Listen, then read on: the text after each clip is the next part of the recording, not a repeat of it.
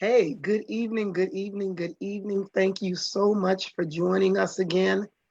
This is When Women Heal Monday Night Meetup, and I am Reverend Cassandra Brown, also known as Dr. K and also known as Pastor K. And tonight we're finishing the third part of the series on dealing with anger. As you know, we're doing an emotional studies. We're looking at the various emotions and taking a deep dive into each one of them. And anger, as my title suggests, can become a stronghold. So tonight we're dealing with emotional healing for spiritual growth, dealing with the stronghold of anger.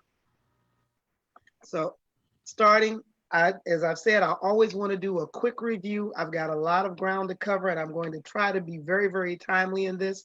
So I'm going to read through these first few slides very, very quickly and then slow down as we get into the meat of the presentation. The first slide has to deal with emotion. What is the overall definition? It is a conscious mental reaction subjectively experienced as strong feeling, usually directed toward a specific object or event, typically accompanied by psychological, physiological, and behavioral changes in the body. There are three components to emotions. There's subjective, which is the feeling itself. It's what you experience or the person emoting experiences. Then physiological is the way the body changes as it experiences those emotions. If you're sad, a physiological change would be crying or sniffling. If you are happy, a physiological change would be laughing. And then there is expressive, because not all physiological changes are visible to other individuals. So expressive is how the other people encounter that emotion in the individual. Again, expressive can be both physiological and crying can be both physiological and expressive, because it's the change in your body, but it is also visible to those outside of you so that they would know that you're crying. Same with laughing. It is physiological and expressive. Someone watching you would know that you're happy because you are laughing. The objective of our conversations is to shed light on the feeling of anger, giving definitions to the various shades of this emotion so that the one coming into contact with it, either internally or externally, has the proper words and tools to relate to and deal with their experience. What I have as a quote is: a problem incorrectly identified cannot be solved. We know that the first step in solving a problem is to first admit there's a problem. But if you don't identify the problem properly, you won't be able to solve it either. Now, anger defined, we talked about a full definition for emotion. A definition, a solid working definition for anger is a feeling involving a belief that a person one cares for or has intentionally or through neglect been treated without respect, and a want or a desire to have that respect reestablished. We talked about the fact that anger, what distinguishes anger from hurt, and a lot of anger can come from hurt, is that anger has tied to it this feeling of disrespect, of being dishonored, and then that internal motivation, that internal drive to get that respect or get that honor back. So it's an offense where you feel you have to do something to get that offense corrected. There are 10, what I've reviewed as the 10 most common types of anger, and there are more than these 10, but we only have so much time to work with.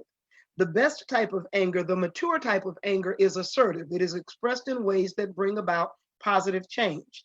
In the society that we're dealing with today, the people who are the true protesters, not the looters, not the ones who are out graffitiing, blowing up buildings, setting police cars on fire, the true protesters, the people walking, holding signs, chanting, they are practicing assertive anger. They are doing something that will engender change. They are taking the conversation. They are saying, we need to talk about this. We need to acknowledge it. We need to get it into the atmosphere. That's an example of assertive anger that is happening in society. Next, there's behavioral anger, which is expressed physically, usually aggressively, by lashing out. There's chronic anger, which is ongoing generalized resentment and habitual irritation. Think about the old grumpy old man in the Disney movie Up. He was just perpetually, once his wife died, just irritated with life. Judgmental anger comes from righteous indignation to a perceived injustice. That was the start of the assertive anger that we're seeing people demonstrate as they march and protest on behalf of the life of Mr. Floyd. It started out as judgmental, righteous indignation. There was a perceived injustice. They moved from that judgmental anger into assertive. They began to express it in ways that will facilitate a conversation, protesting, signs, stating that they want the remedies that they want. The officer charged, justice carried out. There is overwhelmed anger. So we've got in society assertive and judgmental being demonstrated where we can see it. There is overwhelmed anger, which is a sense of hopelessness, helplessness, frustration, usually rooted in taking on too much, not being able to say no, not exercising good, solid boundaries. If you keep saying yes, you're going to eventually feel like you're drowning. You will become overwhelmed. And in that overwhelmed place, you will more than likely become paralyzed and you won't get anything done. Then there is passive aggressive. Passive aggressive anger avoids all forms of confrontation at all costs. And it literally denies or represses frustration or fury. Passive aggressive people don't admit to their anger, but they can do some things in demonstration of their anger that the person who's receiving it may not necessarily know that they are getting revenge, or that the passive aggressive individual is getting revenge on them. My favorite example is, I know there's something you love. I find it on sale, and rather than tell you about it, I buy a lot of it and tell you afterwards that I bought it, that I enjoyed it, and oh, you missed that sale. Rather than saying, hey, this item's on sale, I know you like it. Now we're going to pick up, we did last week, those first 6 that we've just gone through. We're going to pick up tonight with retaliatory, self-abusive, verbal, and volatile. Retaliatory anger. Oh, back to the healthy anger, giving yourself permission to express frustration without hurting someone else. Classic example of what's going on with the true protesters. Retaliatory anger. You will never reach your destination if you stop and throw stones at every dog that barks. That's from Winston Churchill, former Prime Minister of the UK. You will never reach your destination if you stop and throw stones at every dog that barks. The key word for managing retaliatory anger is to think, to use logic, to reason. There are some questions when you're in a retaliatory anger mode. There are some questions you need to ask yourself. You need to ask yourself, why am I offended? Am I feeling other feelings that this anger is a blossom from? Remember, we've talked about the fact that bitterness is a root that has an ugly blossom, has an ugly flower. If you're a retaliatory person, you feel like lashing out, either reflexively or on a vengeful side. The question you need to ask yourself as you're working on your method of revengeance is, why am I offended? Am I feeling anxious? Am I feeling shame? Am I feeling insecure? Am I feeling unworthy? Is that the root of my desire to get back at this person? What is the true nature of the offense? Did the person really intend to offend me? Or was it just a momentary slip? Was it their goal to actually step on my foot, or did they step on my foot accidentally? Because if it was done accidentally with no intention of harm, revenge is definitely not necessary. And if it was a real offense, they intended to do it, revenge is still not the right response. Do not retaliate. Work on the assertive anger side and explain how you've been injured and see if they will apologize and work with you. Second question, or another question, how am I injured? Exactly what's been done to me? Will my reaction improve the situation or worsen the relationship? This is one. This is a good one to ask yourself. If what I'm thinking about doing will improve the situation, we can go for it with gusto. But most likely, if we're trying to get revenge, it's going to worsen the relationship. And relationship is something God values. God seeks relationship with us. So relationship is significantly important in life. I have said it before, I will say it again. Every person that I've ever heard of who became a hermit also went insane. We need relationship to stay sane and to stay healthy. What is the goal of my retaliation? What's the goal of my anger? What do I want to be the outcome? What's at stake? That last question there is a good one to ask. Is what I could win worth what I will lose? There's a risk involved with retaliatory anger.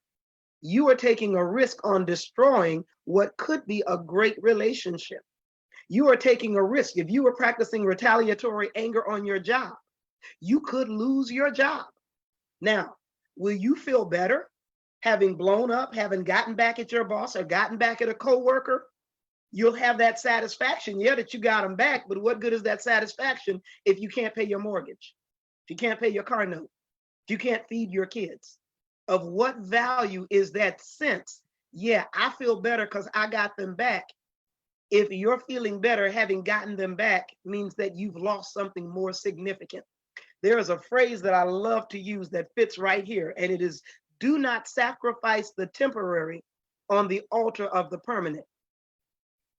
I got that from Josh McDowell when I was a kid. Do not sacrifice the temporary. Do not sacrifice the permanent on the altar of the temporary. Got that backwards. Do not sacrifice the permanent on the altar of the temporary. You could give up something very, very valuable to get something that's not that beneficial.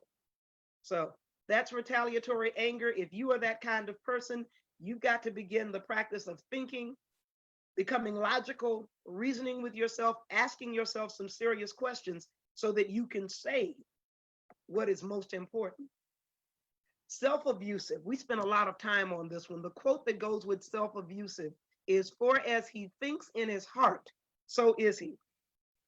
If you think that you are hopeless, helpless, unworthy, you begin to project that. You become what you think about the most.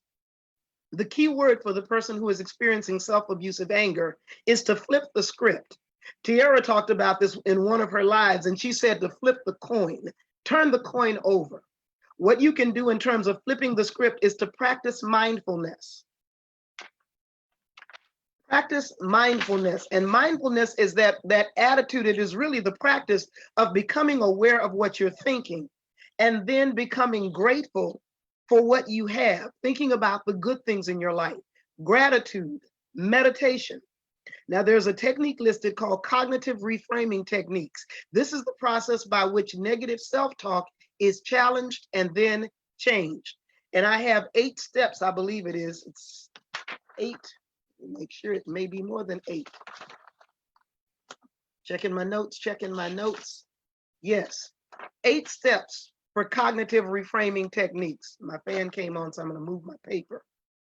Cognitive reframing techniques. This is the process by which negative self-talk is challenged and then changed. So instead of asking, what if I fail? Ask, what if I succeed? When you're challenged with doing something, that's flipping the script. If you're thinking about failing all the time, you could simply ask yourself, what if I succeed? And use that idea of success as fueling you forward. When you're dealing with the cognitive reframing techniques, the first step is to calm yourself. If you're still upset or stressed by thoughts you want to explore, you may find it hard to concentrate on using this tool. So you can use meditation and deep breathing to calm yourself down if you're feeling particularly stressed or upset. I cannot speak highly enough of deep breathing. Quite often, we do shallow breathing. We only breathe in the top part of our lungs. Deep breathing is when you feel your abdomen, your stomach actually go out. And you inhale as much as you can and exhale as much as you can. And that extra flow of oxygen in your body will help to bring you back into focus and to settle you down. The second thing you need to do is identify the emotions that you felt in the situation. Oh, sorry. Second is to write down the situation that triggered the negative thoughts. So write down, actually get pen and paper and write down your experience that has you thinking this way. And then once you've done that, you write down the emotion or emotions that you felt during the situation. For example, you might have felt humiliated. You might have felt frustrated. You might have become angry. You might have felt insecure. So you write down those emotions. What will help you with that, and I'm going to go forward and then go backwards, is the emotion word wheel. This will really, really help you in pinpoint accurately identifying what you felt in that moment. And you write those down. Then you write down the automatic thoughts or the natural reactions you experienced when you felt the mood. You might ask yourself questions if you were at work and your employer, your boss came in and said that you didn't do something right, and you began to have that self-negative talk. You could ask yourself, did I miss something? Instead of, I always get this stuff wrong. The questions that came up, he hasn't liked me since. He's so rude and arrogant. No one likes me. Begin to write down these negative thoughts so that you can identify these. The most significant of these thoughts are your hot thoughts. And generally, the hot thoughts are the ones that come up the quickest. They're the ones that come up first. They're the ones you're dealing with. In the example that I looked at, the most distressing thoughts were, no one likes me and he's hated me since. So those may be your thoughts. Someone comes up, they say something, it sends you into that place of negativity. And you have to ask yourself, what am I thinking in this moment? And then write down those questions, because we're going to challenge those same questions. We're going to challenge those same statements. Next, you identify the evidence that supports these hot thoughts. Identify the evidence that objectively supports your automatic thoughts. In our example, you might write the following. He did mention something that I had done wrong. He talks about himself a lot. If you thought that person was arrogant, you could say, they talk about themselves all the time. They always say, I do wrong. He did mention something that I did wrong. Your goal is to look objectively at what happened and then to write down specific events or comments that led to your automatic thoughts. What we're doing is getting to the root of those thoughts. Exactly what happened to make those particular thoughts pop into your mind. And then find the objective contradictory evidence. Identify the evidence that contradicts the hot thoughts. If someone complained about something that you did, a change that you made in a paper, what I did was minor and I did not change anything significant. This is what contradicts those statements. If you tell yourself he's arrogant and talks about himself all the time, your contradictory thought could be, well, he really doesn't. It's just in this example, he was telling me a story about himself. He only mentioned himself 3 times in the entire conversation. What you're trying to do, again, get to why you're thinking those negative thoughts, but to also become more fair and more rational than your reactive thoughts. So now we're going from reactive to responsive. We're taking some time to think about this. And then we want to identify the fair, balanced thoughts about the situation. So we're going from our initial negative thoughts to counteracting those. We went with what supports the negative thought. Now we're contradicting the negative thought. And you know, in the middle of 2 poles, there's a middle. If you're looking at a pendulum, it swings from the far left to the far right. But as it settles down, it gets into the middle, and that's your goal, is to get to that middle area. By this stage, you've looked at both sides of the situation. You should now have the information you need to take a fair, balanced view of what happened. Now you can stand back and look at that situation objectively.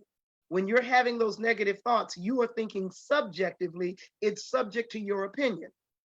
As you come out, you look at what those hot thoughts are. You confirm those hot thoughts. Now you contradict those hot thoughts. Now you come into the middle where you're balanced and you're thinking about this from a rational point of view. If you still feel uncertain, discuss the situation with other people or test the question in some other way. When you come to a balanced view, write these thoughts down. The balanced thoughts in this example might now include, I actually may have heard him incorrectly. I might have jumped the gun. I might have heard something that he really didn't say. It could be a matter of my perception. He didn't say that I was wrong. He said he had a differing opinion. And people don't all have to agree. We don't all think alike. We don't all think the same. And that's good, because if we did, the world would really be a very boring place. I mean, I like Cassandra. I think Cassandra's a very, very cool person. I think she's wonderful, in fact. But I can only take so much of me. And the world would not be the most phenomenal place in the universe if it were just me here. Dr. K. Yes. There is a question about, I think related to the hot thoughts. What Hmm. if a coworker does not have time to process something in the heat of a meeting? Then you have to walk away from that meeting. Typically, you're not going to get those hot thoughts in the heat of that meeting. They're going to come later. They're going to come when you have time to actually have them pop up and process. In the heat of a meeting, you've got a lot of other things going on. Now, unless you burst out into tears in that meeting, these hot thoughts are typically going to show up a little bit later as you review that day, or they may show up in the meeting, but you've got to complete the meeting and then get away and deal with this. This is a process that's going to take some time. It's not one you can do on the fly. Now, if you're dealing with that coworker in the meeting, the best thing is to the best of your ability, ignore it and then deal with them privately afterwards. Remember, we talked about assertive anger. And assertive anger allows you to be frustrated without hurting somebody. If you strike back in the meeting, that's going to cause a blow up. The Bible says that a soft word turns away wrath, but a harsh word inflames. So if they're harsh and you're harsh, we end up with an argument. And in a work setting, that's not good, especially if you're the one viewed as having started the fight, because then you're the one who could be put on suspension or you could lose your job. You could be declared impossible to work with. So when you're in the, I'm sorry, when you're in the midst of a situation, you don't suggest responding in the moment at all. Not in the moment at all. If you can avoid it, don't respond in the moment. And the reason, well, in the particular now, it depends on the setting. If you're in a meeting, because that's the context that you gave me, if Uh-huh. you're in a meeting, then no, you can't respond. You have to let that thing go, deal with them afterwards. If this is somebody who continuously does this, go through the, if it's causing you to experience those self-abusive thoughts, then you go through this reframing technique, and you can even bring somebody else in. Did I hear them correctly? Were they really insulting me? Because I have to deal with it. Then you work on getting to the assertive, having that conversation, that Matthew 18 conversation, going to them in private. This is what happened in the meeting. We need to not have this experience again. If you're dealing with somebody who is continuously doing this and knows that they're doing it, you can bring HR into it, which would be the best way to go, because now they're creating a hostile work environment for you. But you don't want to, and remember, I didn't put my disclaimer out here. Remember, I'm not a licensed counselor, I'm not a therapist. I am a person who loves to do research and gather information. But I can say that if someone is creating a hostile work environment, that's what your human resources department is for. If you respond in the moment, you could be viewed as the bad guy. If you become retaliatory, once again, you can be viewed as the bad guy. But if you find out the proper channels on your job and go through those channels, you should be able to get relief. And do you think that's absolutely when it comes to, because let's see, Tiara put, what if your boss is belittling you? In the In, meeting, say it again. I said, is the boss belittling you in the meeting? Because that was the context. Yes. If the boss has a constant habit, I would leave the meeting and then immediately go to HR, because I don't need to stay in a room and be belittled, but I don't need to become contentious with the boss. So that's where the emotional intelligence part comes in. How do you process that? How do you handle it in the moment? Mm-hmm. But I would, if it was really if it was really that bad, I would remove myself from the situation. And it's simply, I need to be excused. And you get up and walk out. You're not asking for permission. You are stating, I'm going to excuse myself. And you get up and walk away. Go immediately to HR, because it has just happened. You're still in the moment. So HR can see your expression of your emotion. Just make sure that as you express that emotion, that you're not going to become verbally abusive, you're not going to be volatile. You're at a point where you can be assertive and go in and speak with the HR representative. And you've also now got all of the other people in the meeting who can vouch for you. Is there anything different you might do when it, if it's a family, if it's not work, but if it's family or family gathering? That becomes difficult depending on the family dynamics. You don't want to start World War III in the house. You can pull that. And again, when it's family, you may have, and it's not a work and you're not a meeting with family, you may better be able to look at that person and say, can we talk?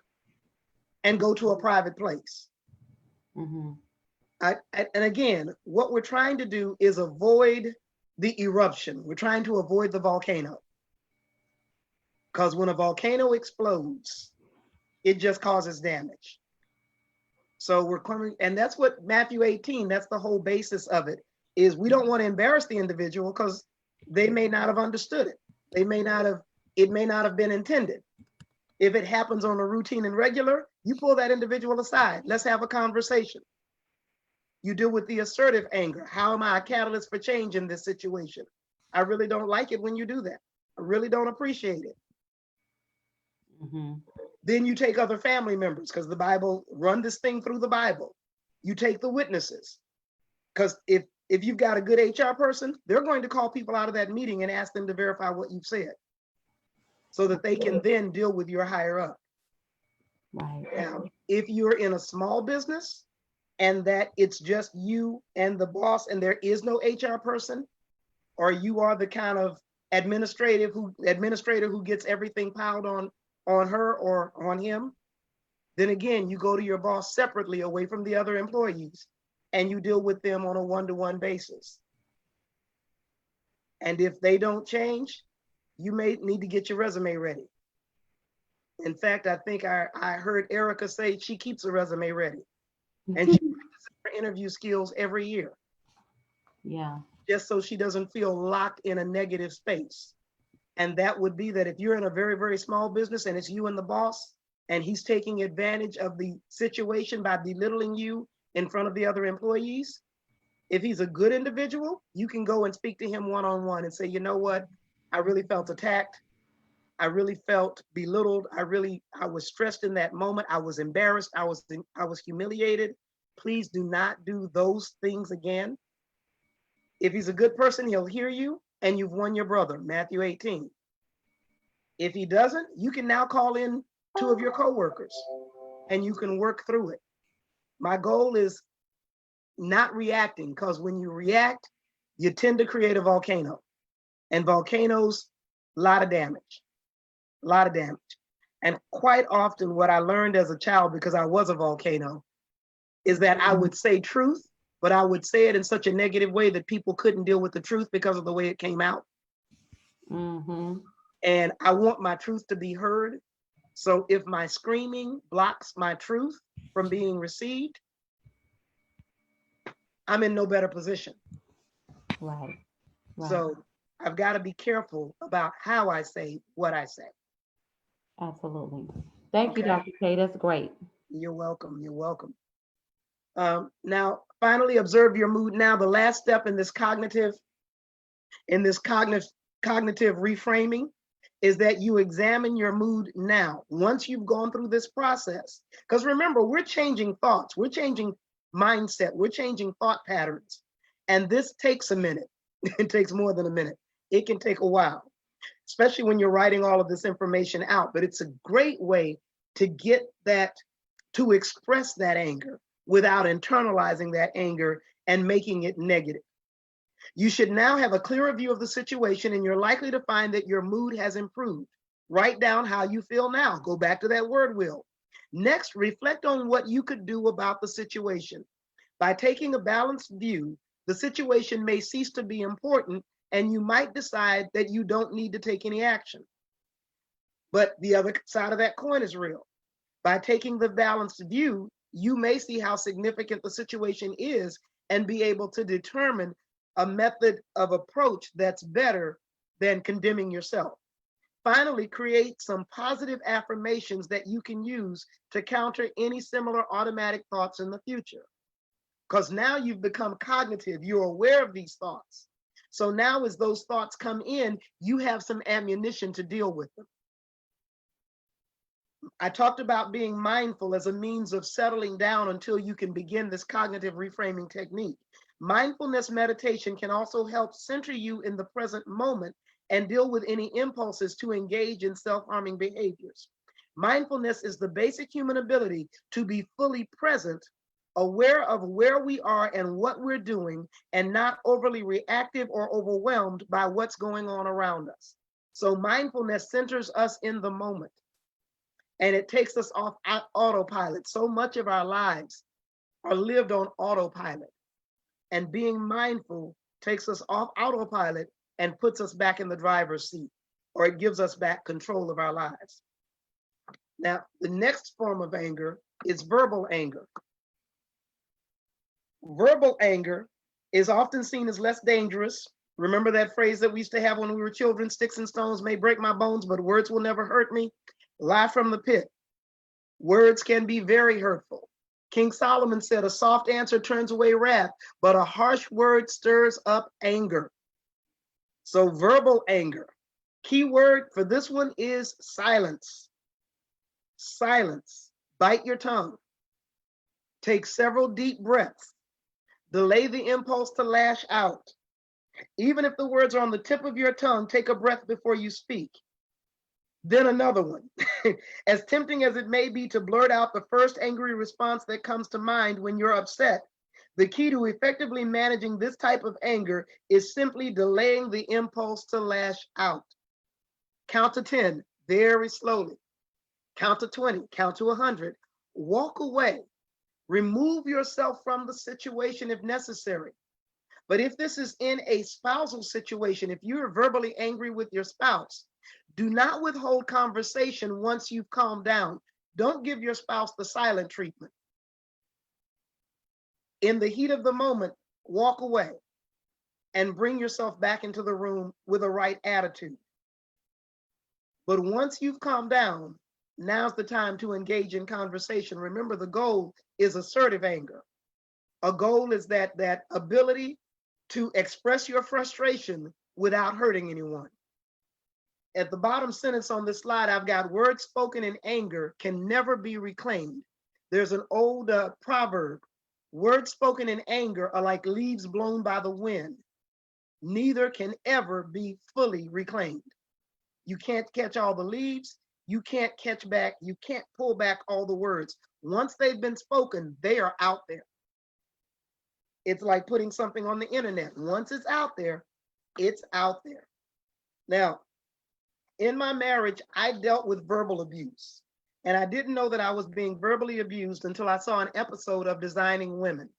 And the episode of Designing Women was dealing with domestic violence, physical abuse, but I saw in that exchange a pattern that was happening in my marriage. And I realized then that I was in an abusive relationship. And then I had to go and find the terminology, the language to explain that relationship and why and how it was abusive. I'm figuring that there may be somebody else out there who's in the same situation.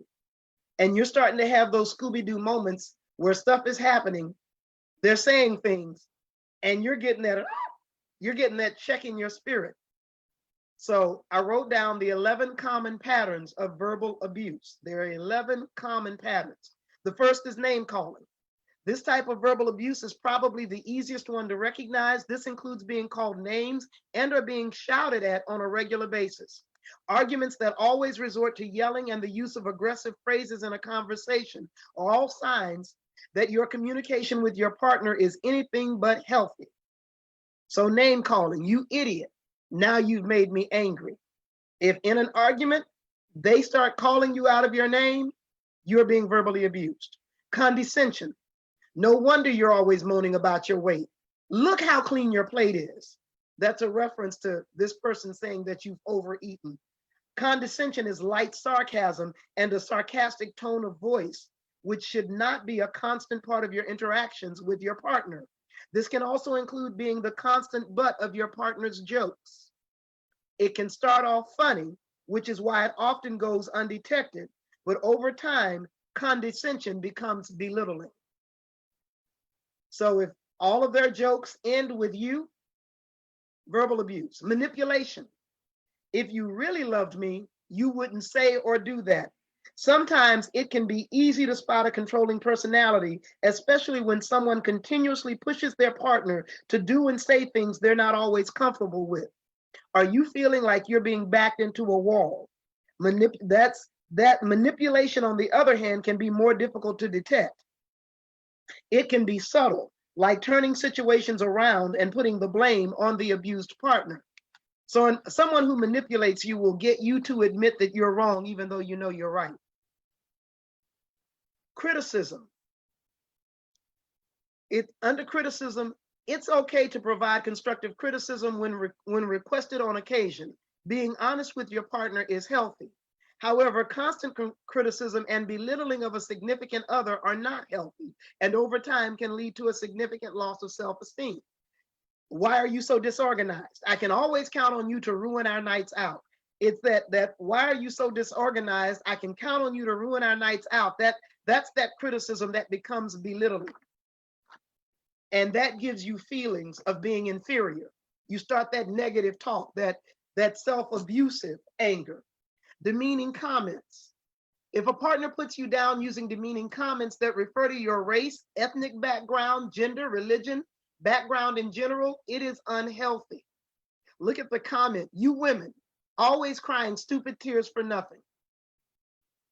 This doesn't even need to be consistent. If it happens once, it's no doubt going to happen again. And it should not be normalized or accepted as normal. A partner who loves and respects you will not use something that is an inherent part of who you are to put you down. You were born female, you can't help that.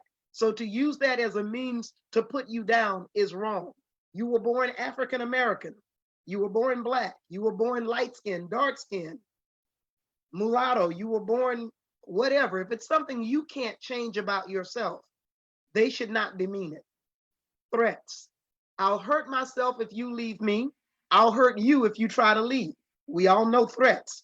While this may seem like an easy one to recognize, it isn't always the case. Threats can be so dressed up, they can be dressed up in a way that makes them appear as if they aren't so bad, or in a way that makes you question if you really heard right. But a threat is a threat, and a loving partner does not resort to them to get their way. And that I will hurt myself if you leave me, that's a manipulative threat. They're trying to force you into a wall, put you into a corner to stay by blaming you for something that they choose to do. And speaking of blame, that's the next one. Blame is one of the most common forms of verbal abuse, and it involves constantly putting the blame for one's actions onto their partner instead of taking responsibility for them yourself. This can include blaming a partner for something they had nothing to do with, to blaming the partner for the abuser's emotions. I feel this way, it's your fault. You're the reason why we're never on time for anything. Now, that partner could have come home late. They could have taken the wrong way. They could have done anything. But whatever is going on, it's your fault. Accusations, often stemming from severe jealousy. Repeated accusations are a form of verbal abuse. Being constantly accused of something often leads a partner to start questioning themselves on whether they are doing something wrong, dressing inappropriate, talking too much. The examples are, I saw you had fun flirting with your boss while I was stuck talking to your boring coworkers. So now there's an accusation of a relationship or a certain type of relationship that doesn't exist. Withholding. Remember we talked about if you are a verbal anger person, walking away from the situation so that you can calm down. Once you've calmed down, come back into the room and have a conversation. This is when you give your partner the silent treatment. That's called withholding. Sometimes a partner may walk away from an argument, preferring to let the dust settle to engage in a more constructive conversation without flaring emotions. While this is definitely a sign of a healthy relationship, the silent treatment, often called withholding, is not. Withholding may include your partner refusing to answer your calls when they don't get what they want, or downright ignoring you over nothing. In a discussion, they leave the room and refuse to talk to you until you apologize for being quote unquote mean. Gaslighting. Gaslighting is real.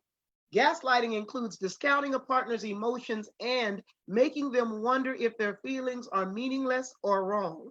This is a very common form of emotional abuse and often goes undetected, as it can be discreet and severely manipulative.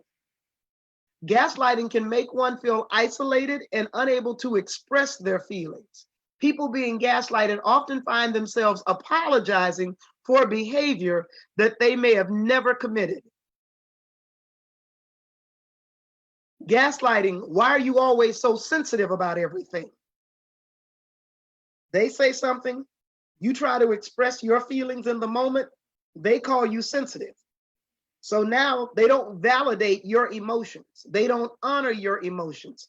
They do that often enough, you will start to dishonor your own emotions because you'll begin to wonder if those emotions are rational, if they're right, if that's something you have the right to feel. And you have the right to feel whatever emotion you experience in the moment that you experience it. Lastly, there are circular arguments.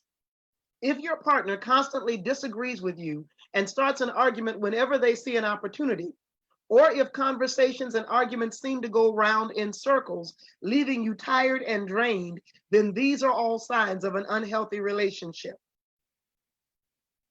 People on the receiving end of these types of disagreements tend to feel like they're walking on eggshells in order to avoid going back to the same argument again and again and again. Circular arguments are where they keep bringing up stuff that happened forever and a day ago. And you get into a conversation and all of a sudden you go back to that one event and that one event comes to the forefront again. We do not need to always agree on everything in a relationship, but there should be a mutual acceptance of this rather than an atmosphere of one upping the other or engaging in arguments you can never win. Circular argument, they keep going back to the same anchor. Or you've got that person who argues continuously. It just seems that every time something, you say a word and they want to fight. You're in a verbally abusive relationship. I want to say to any sisters, any brothers in that kind of a relationship, seek help. Seek help. To the degree that you are able, remove yourself. But don't sit in that alone. Get help. And then, because it is verbally abusive, you may need to get out to protect yourself, to save yourself. And I experienced it firsthand. I had to get out. The last one. Dr. K. Yes, ma'am. There is a question. I'm trying to wait for Marshila to kind of clarify just a little bit, but she said, what about when we use these patterns on our children as avoidance instead of dealing with the person who you are actually being verbally abused by? That is a form of passive aggressive. They're sometimes called kick the cat. And that the example of kick the cat is somebody has a horrible day at work and they come home and take it out on somebody else. They take it out on the cat, they take it out on the dog, they take it out on their family members.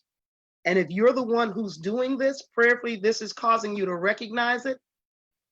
And you will begin to put some of these managing techniques into place. You'll also sit down and recognize who you're actually angry with and begin to engage with that individual. The person who is taking it out on their children feels powerless up against the individual that they're actually angry with. And this is one of those moments where they will have to self-empower.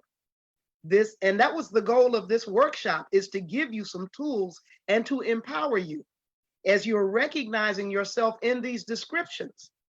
There have been managing techniques. There are ways to deal with this. As you recognize it in yourself, now you have something that you can do with it. If you are taking your anger out on your children because somebody is taking their anger out on you, first thing, seek help. Now that you recognize that, seek help and begin to do the examination of what's going on in that relationship, the emotions that you're experiencing, the triggers, when is it happening? what's happening, identify the problem, and then go back and deal with that individual as an adult. Now, whenever people ask me about marriage, I give a disclaimer. I walked away. I walked away. Get help.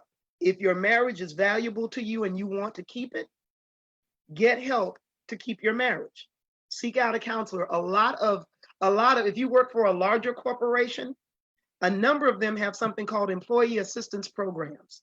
They are programs that will allow you 6 to 12 visits with a trained counselor, sometimes at a nominal fee, sometimes at no cost, sometimes at a nominal fee, but that's to get you started. And if you're at the beginning of something, those 6 to 12 visits can help out and may even resolve it.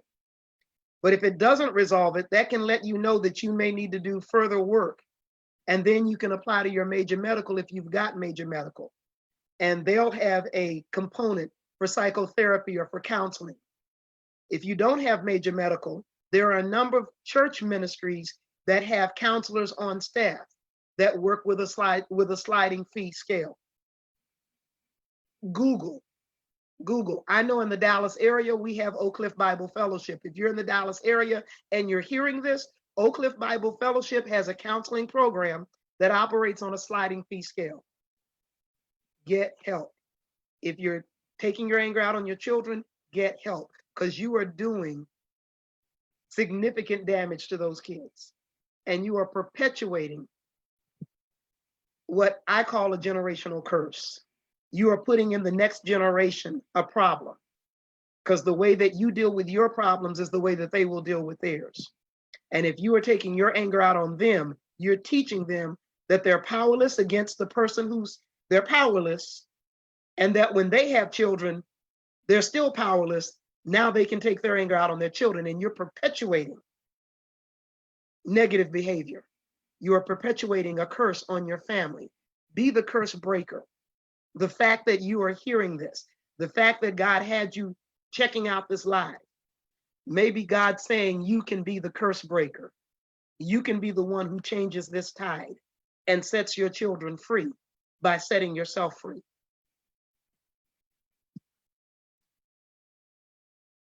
I hope that helped. I'm sorry. That was great. That's wonderful and thorough. I appreciate that. Okay. There's a couple more questions. Okay. One is from earlier. It is, how do you call a passive aggressive person out?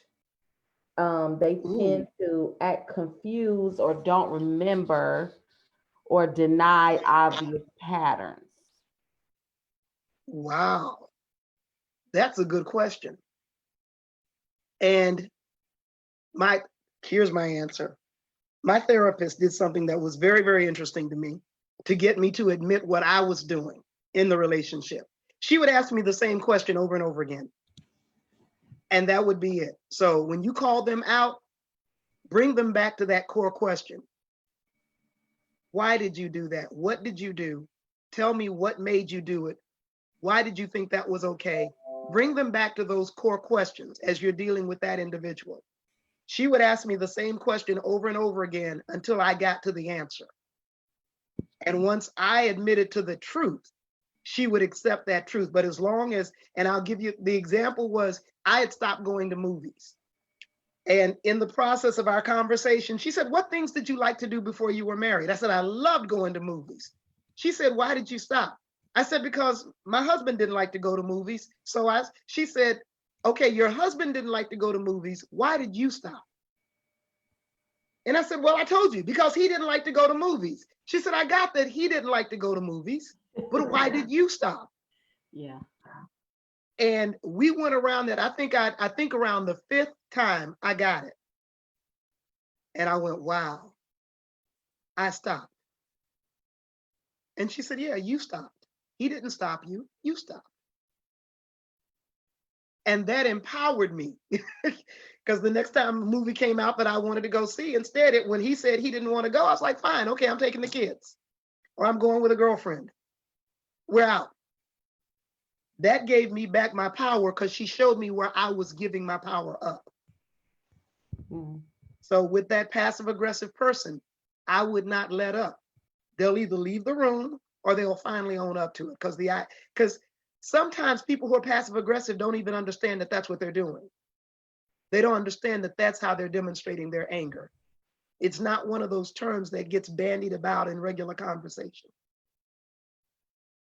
They may see themselves, if they're on, they may actually see themselves in it. But most passive aggressors, I don't believe they actually know that that's what they're doing. I don't think they, I don't think they know. And they have to be brought to a knowledge of the truth. Tiara said, can you give the crab leg example again? Well, Oh, you the shared crab. it a little bit earlier. Yeah. Yeah, the crab leg example is that I know you love crab legs. I know that they're your favorite food. And I know that they're on sale at a grocery store that you don't frequent. So I go and I buy a bunch of crab legs. I prepare the crab legs. I have them with my family, and I tell you about it the next day as soon as I know the sale is over. And girl, we had such a good dinner last night. I killed those crab legs. You what? You had crab legs and you didn't invite me? Oh, girl, I figured you were busy. Oh, yeah, they were on sale last week at so-and-so's. Oh, I forgot to tell you. That's, if we're friends and you know that I like crab legs, I'm going to presume that if you know they're on sale, you're going to holler at a sister and let her know. If you don't holler at me and let me know, I'm going to begin to wonder. And so if I see you doing that to me, what do I do as the person experiencing that? What is my response to you? As the one who loved the crab legs. Right. You're passive aggressive, Why and I would you? see you doing it. My question would be, why would you not tell me? If you know this about me and we're friends, why would you not tell me? Are you upset about something? Especially if I understand passive aggressive. Are you upset about something that I did? Are you trying to get back at me? Mm-hmm. And then wait. Now, there's something I learned in a conversation. When you ask someone a question, you wait for an answer. People can handle silence typically for about 7 seconds. And you just wait. Ask the question. Well, no, that's not what I was trying to do. Oh, okay. Well, I'm glad you weren't trying to get back at me, but why wouldn't you tell me that something that you know I love was on sale? You didn't have to pay for it for me. I would have gladly bought my own. You could have picked up some for me and I would have paid you back. Mm-hmm. So why would you do this? And just like my therapist, I know that he stopped going to the movies, but why did you stop going? Mm-hmm. And allow those uncommon silences, and they're probably going to get off the phone. Mm-hmm. And it may be a while before they talk to you again because they've just had to come face to face with their own emotions because you're calling them out into the light. And light always reveals truth. That's why people who do wrong don't like light. Light dispels darkness, but it dispels darkness in order to reveal truth. Awesome. Really good. Really good. I got one more question. I'm gonna let you go on. Okay. And this is in relation to the 11 techniques for the verbal abuse. If a person is narcissistic, do you use these same types of techniques?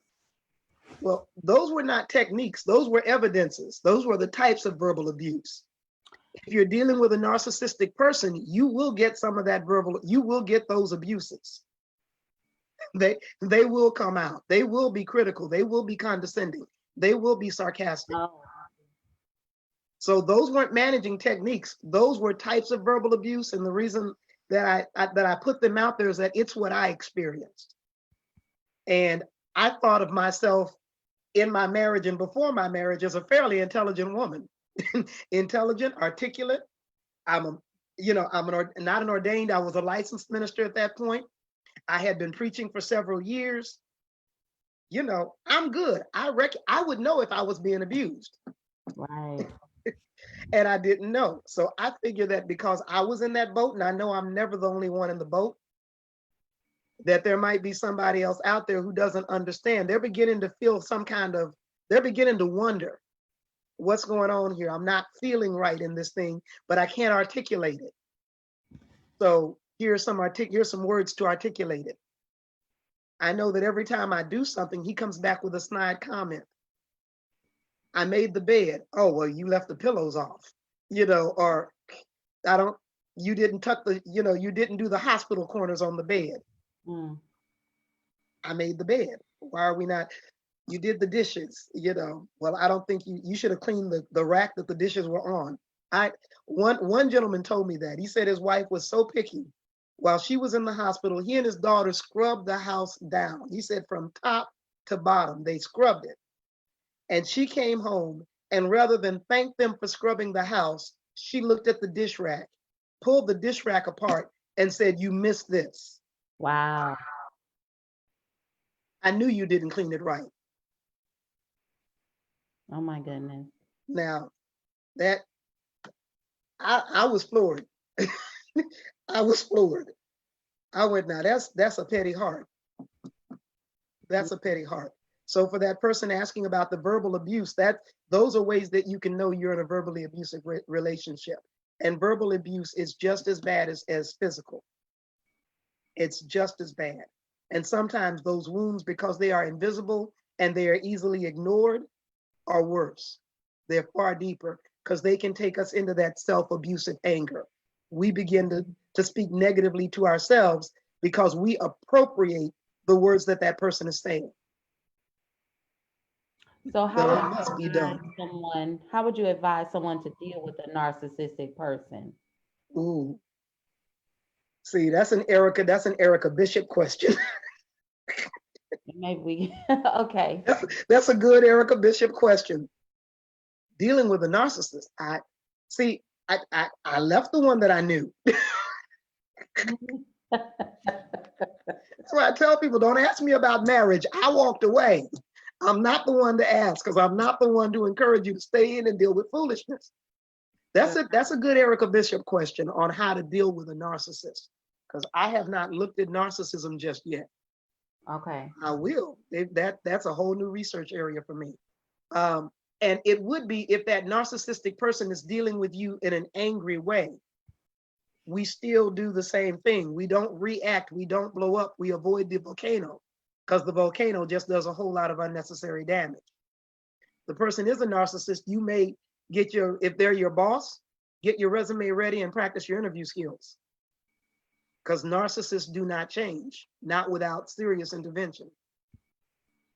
Mm. They don't change. And if you can't adjust to, and I'm not sorry, that is not the only job in the universe. Get your resume ready.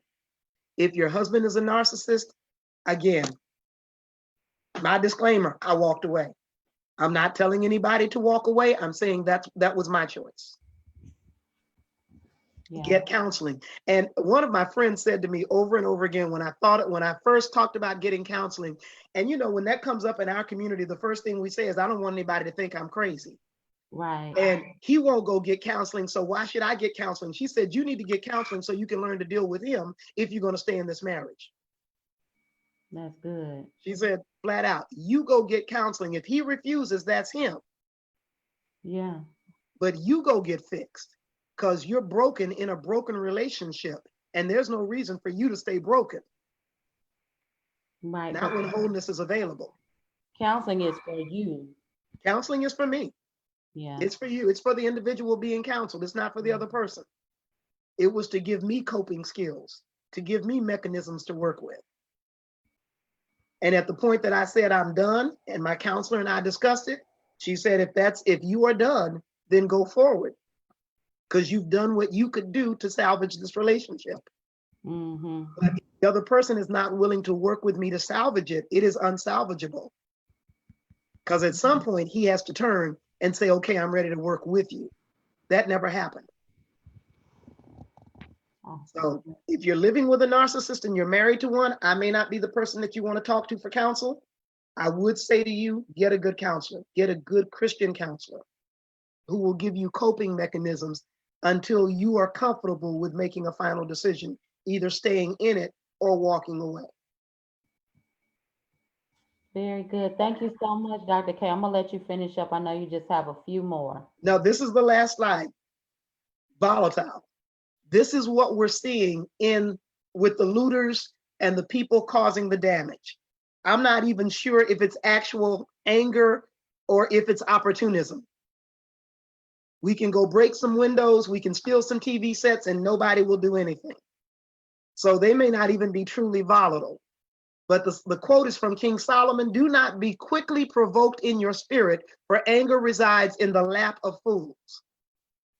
Do not be quickly provoked in your spirit. Don't fly off the handle, for anger resides in the lap of fools.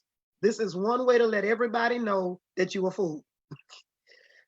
Volatile anger seems to come out of nowhere. If this is your type of anger, you are very quick to get upset about perceived annoyances, both big and small. Once you've impulsively expressed your anger, you often calm down just as quickly as you lit up. Unfortunately, volatile anger can be incredibly destructive, the volcano effect, as those around you may feel they need to walk on eggshells for fear of triggering your rage. Nobody can be comfortable. I lived in this. Dealing with those eggshells is not a fun, that you talk about stress, OMG. If left unchecked, volatile anger may eventually lead to violent outbursts. The management strategy for volatile anger is to recognize, identify the signs and physical symptoms that precede a volatile outburst, and use relaxation techniques such as deep breathing to stop your anger from escalating. Physical clues: do you get a knot in your stomach? Does your breathing rate increase? Do you start pacing? Do you get an intense heartbeat? Do you get a headache? All of the things that let you know that you're about to go off the deep end. Begin to recognize those things. Triggers and signals. Stress can cause you to become volatile. Negative thought patterns. Overgeneralizing, jumping to conclusions. I love favorite word. You always do this. You never do that. That kind of stuff can be triggers. When you hear your brain going into that language, remember I talked about us running on autopilot. Volatility can be an autopilot response. And in order to take control of your life, take control of that plane, you've got to begin to recognize what's going on in your head. If you're saying to yourself, she always does this, and now you're about to explode, recognize she always does this as a trigger for my anger. Take several deep breaths, count to 10, 20, or 100. Remove yourself from the situation. Take a walk. Believe it or not, tell a joke. Laugh out loud. To break that train, you've got to put a halt on that train. If you are one of these people, seek professional help. That anger has a root. There's a reason you think it's okay to be volatile like that. You may have grown up in a house that was like that. Well, this is the way we express anger. This is the way we talk to each other. You may have grown up like that. The people around you didn't. And the fact that you were raised that way didn't make it right. Just makes it the way you were raised. So go get help, because anger resides in the lap of fools. This kind of anger demonstrates more than anything else that somebody is dealing with a fool. And I'm not calling you that. King Solomon in the Bible is. You got an issue with him, you got an issue with it, go back to King Solomon. Now, about what's happening in society, I'm a part of another group called the Empowered Living Community, and they just had a conversation on race. Couple of white people, couple of black people engaging in a conversation. And they came up with 7 steps towards open conversations around race and diversity. Step 1, open your eyes. Ignorance is not bliss. Ignorance is deadly. Start by not turning a blind eye to racial tensions. Recognize you may unknowingly be biased. Be willing to see what's actually going on. Open your mind. Step 2. With an open mind, you can understand the need for change. Seek to first understand and then to be understood. Seek to understand first. That means to listen and to not defend yourself. Just, hey, what's going on? What are your thoughts?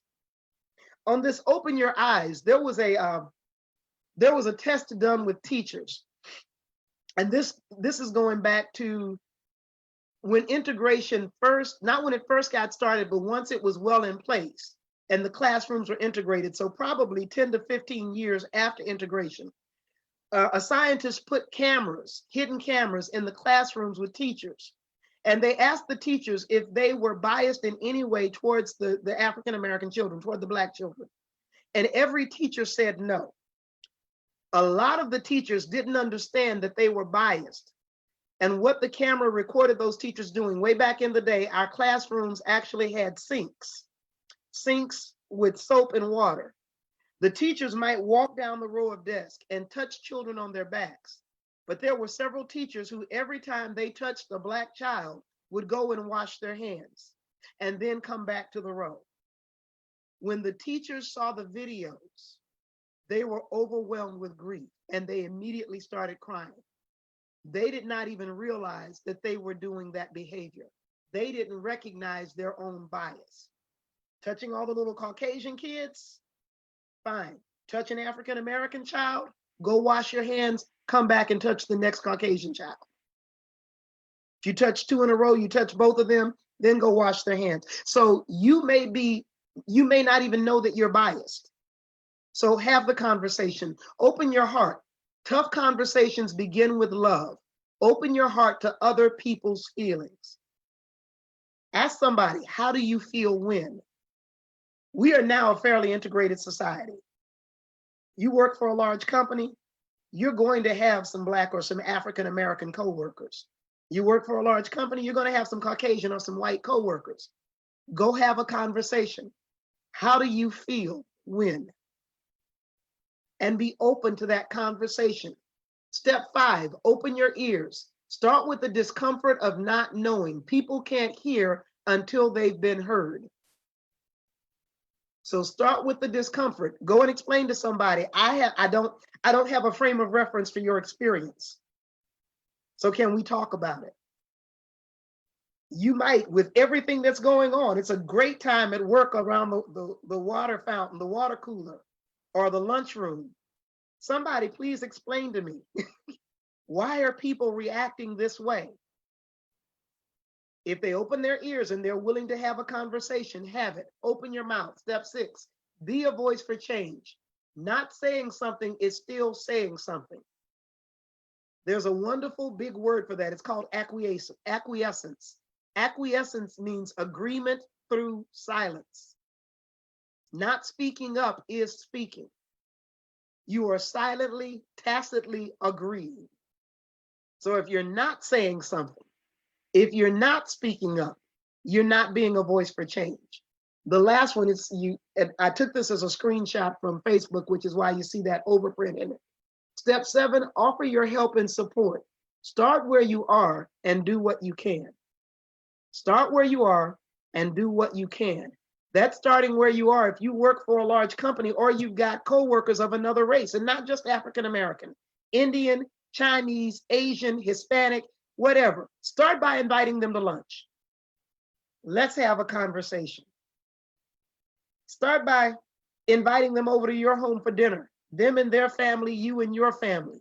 Start by engaging in conversation, because once we have conversation and we get to know each other from our cultural experiences, our viewpoints, our histories, we can cut a whole lot of foolishness out. We can cut a whole lot of foolishness out. There's a quote here from Gloria Burgess, and it says, "The welcoming table is not just about breaking bread together.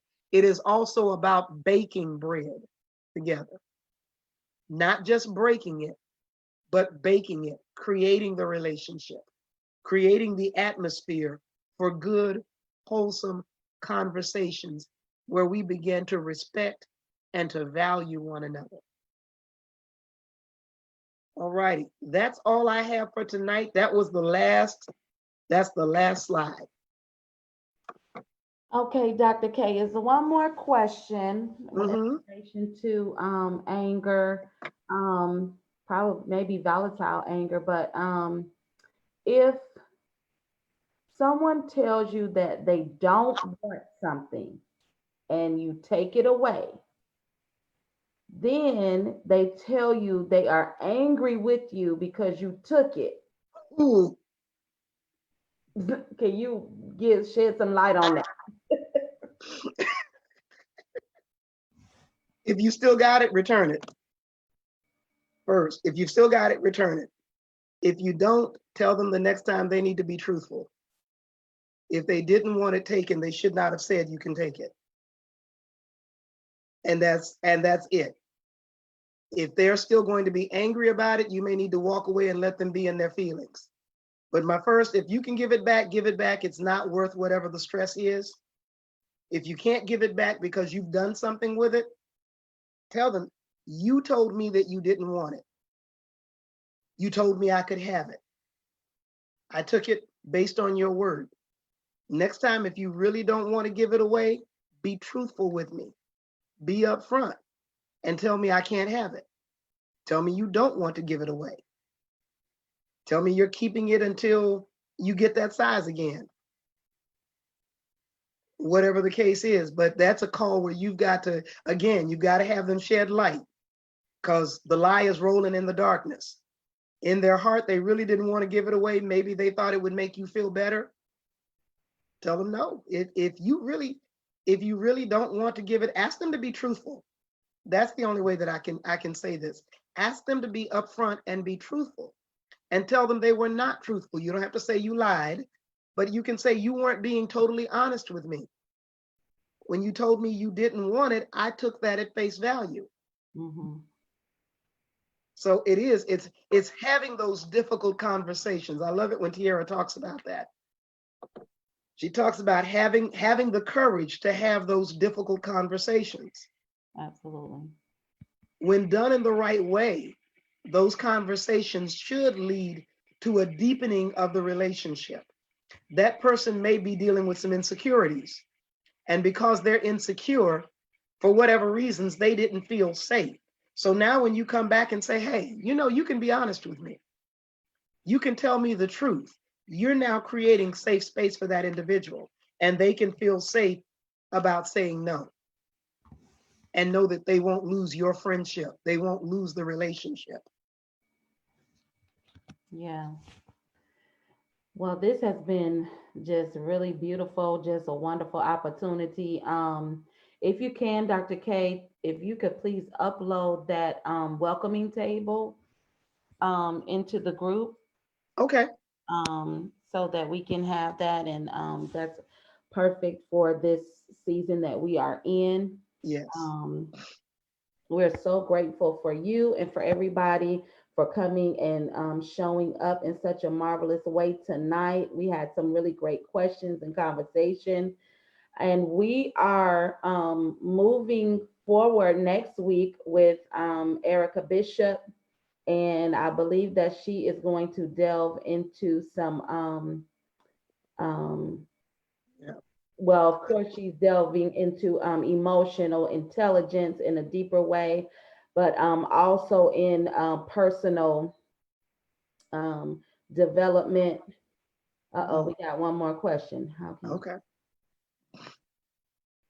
oh, how can you be but before I go to that, but so those of you are here tonight, please don't stop joining in with us. We are here every Monday. And Erica Bishop is going to be coming in starting next week and giving some information. I'll be posting in the group over the weekend to give you her topic. And please, please, please be sure to come in and support her and get the information as well. This is a perfect season for this conversation about different emotions and different how to deal with them with all that is going on in our world. So Tanisha, let me give you this. can I do a shameless plug for my book? Oh, please do. I'm excited. I'm excited. I'm excited. I just ordered the author's proofs on my new book, Moving Beyond Betrayal. Moving Beyond Betrayal is a workbook that takes you through 4 clearly delineated steps to get you past something you may have never gotten over. Betrayal is that incident where someone does something to you that is just so significant. Some of the things that qualify under betrayal are molestation, someone letting go of a secret. You've got a hidden secret, something in your past, you shared it with one individual and they gave it to the world. Marital infidelity is a betrayal. So a betrayal is simply a breaking of a perceived trust. And it's something that a lot of people don't get over. And I've determined, because of what I've experienced, and again, I'm not a licensed therapist, I'm not a counselor, I'm just somebody who's moved beyond betrayal. And now I'm sharing that information with others. So it's moving beyond betrayal. You can email me directly to pre-purchase a copy. Well, it should be available. We're in June, by the middle of June, but I can take pre-orders. If you go to Pastor K, email me at pastork@krbrownministries.org. Pastor K at krbrownministries.org. And the information will be going on my website sometime this week as well. That's krbrownministries.org. But if you email me, we'll set aside a copy for you. And I'll even autograph it. Okay, shameless plug done. Oh, thank you, Dr. K, for reminding us about that. We want to support you, absolutely. So, ladies and gentlemen, please go and send Pastor K your payment, email her so that you can get a copy of that book. So let me ask you this before we get out of here. Okay. It's kind of a two-part. So how can you be close to someone who always thinks people are out to get them? They think that, wait, let me see. Sorry. They think people are trying to get over on them or are jealous of them all the time because of personal insecurities. Do you have any tips about that? See, whoever that is that was my husband. Oh. And I told you I walked away. In dealing with that, you've got to shed light on the situation by trying to speak truth to them. And they may never receive it because they have to acknowledge in themselves that they have some deeply rooted issues. You can, to your best ability, shed truth on it. When they say somebody's out to get them, okay, what is your evidence that that person is out to get you? Ask questions, ask great questions, because then they have to wrestle with the answers. So-and-so just wants to do, okay, what is your evidence that that's what they're doing? What makes you feel that way? What makes you think that? And why? It's really, really hard when you're dealing with why questions and what questions tend to be a little less abrasive. And they tend to be more on the quantitative side. And why questions end up being the quality side. Why do you think that? Rather than what makes you think that? What the why almost feels like an attack, but what questions, that there's room for examination, because what now I'm looking for quantity, or I'm looking for an object, I'm looking for a thing. What makes me think that? Well, now I can examine behavior. I think that because this happened, this happened, this happened, this happened. What makes you feel that way? I feel that way because this happened, this happened, this happened, this happened. So you can start asking that person what questions. When they say someone is out to get them, what makes you feel that particular person is out to get you? What has that person done to make you think that? Now, if that person is sane and willing to grow, if they're a true mature adult, then you can engage in some good conversations, and it may make them see that, okay, I'm really thinking something that's not valid. Let me change my thoughts. And by asking those questions, you may be able to slowly turn them around. And you may not. I wasn't able to. I walked away. And I'm not advising anybody to walk away. Please don't say, well, she answered my question. She told me I could leave. That's not what I'm saying. That is not what I'm saying. First step, engage in conversation. Ask significant what questions. When those things come up, if they are accusing you of having a relationship with somebody, been there. What makes you think that? What behavior have I exhibited to make you believe that? And then when you ask the question, don't talk. Deal with the uncomfortable silence. We're in such a noisy society that people can't do silence well, but silence is a good thing. So when you ask the question, don't follow up with a second question, wait on the answer. And as uncomfortable as it is, don't you say a word. That's good, Dr. K. The uncomfortable silence. Yeah, it's an uncomfortable silence. And they'll have to say something, especially if you don't. Right. Oh, this is so good. Absolutely, Tia. We got to protect ourselves, our mental health. Yeah. This is so wonderful and such an opportunity. Listen, everyone, these are free trainings every single Monday, and as you can see, there is no there's so much information. Easily, you could go other places and have to pay a good amount for this great information. And so every Monday we are here. Every Monday, either Dr. K or Erica Bishop is going to be teaching, and sometimes Tiara. And so Dr. K, Tiara is asking, what is your Cash App in case people want to be a blessing? It is $ Cassandra, capital KASUNDRA Brown, capital BROWN. No space. It's all one word. Awesome. So capital, and Cassandra is spelled KASUNDRA. So in fact, I've got it on there by my name. So it's capital K, and it'll come up Reverend Cassandra Brown. Wonderful. But Wonderful. $ Cassandra Brown. Blessing. Please do. Thank you guys so much for being here. Thank you for your questions. Thank you, Thank Dr. you. K, for all of your hard work. Bless you. Listen, rest during June because in July we coming back. We started all up again. In July, we start, I think, with sadness. Okay, so we'll start a deep dive into sadness in the month of July. And in the rest of this month, we are going to be with Erica Bishop. and she is going to be looking into some, I know there's some relationship, we're dealing with some relationship issues this month, and even some personal reflection. And so it's a perfect time for all of these things. Let's see. All right, thank you guys. We will see you next Monday. Don't forget to share this video with your community so that Please everyone do. can be a part of it.